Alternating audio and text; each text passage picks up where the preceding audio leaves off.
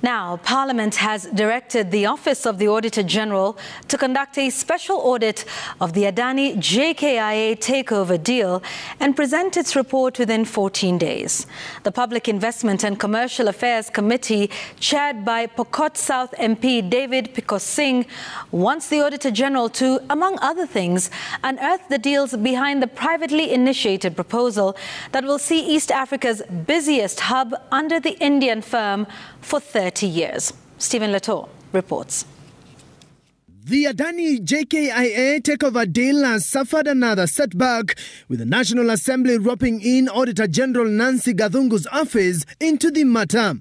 The National Assembly's Public Investment and Commercial Affairs Committee, while meeting with the Kenya Airports Authority over the matter, said the Adani JKIA takeover deal is clouded in suspicion and has called on the Office of the Auditor General to carry out a special audit within 14 days. That because we are going to order for a special audit, that you don't do anything with Adani until this committee presents a report to Parliament. If you do it, it's up to you. Yes. Maybe Adani is here or being represented. The roping in of the Auditor General into the Adani probe, prompted by a wide array of issues, the committee says remain unexplained, even after holding meetings with the contracting authority KAA and the Transport Ministry. Because it looks like you people cannot guide yourselves. It is musical chairs.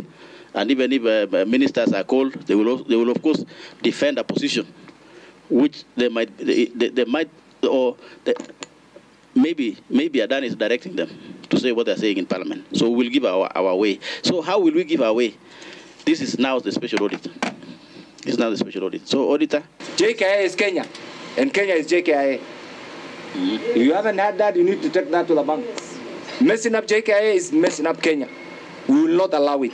Remember, Adani is now everywhere. He's in Chief, he's here, he's in energy, he's everywhere. He's taking over this country. He's now becoming a shareholder of this country. Parliament wants the Auditor General to audit the process that arrived at Adani Airport Holdings as the most suitable entity to run JKIA.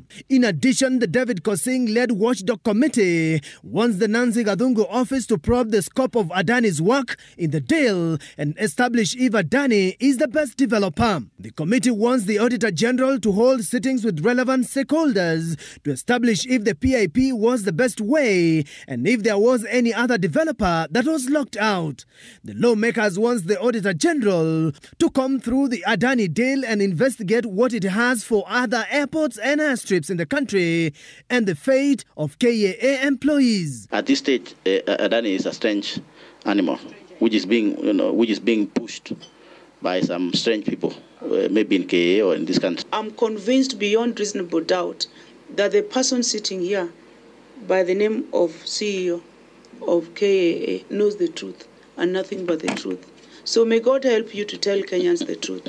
That I'm sure of. Thank you. The committee termed the Adani deal as a daylight mortgaging of the country's assets. On the other end, Treasury CS John Mbadi was appearing before the Public Debt and Privatization Committee, where he defended the deal, particularly on the fate of KAA employees. During the interim management period, the JKIA employees will remain employed by the grantor.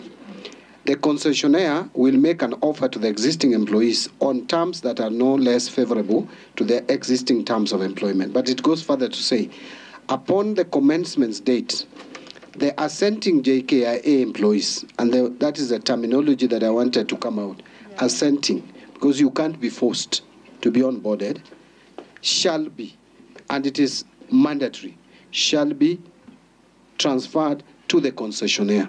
MPs say they will table a report with the recommendations by end of next month. Stephen Leto, Citizen TV.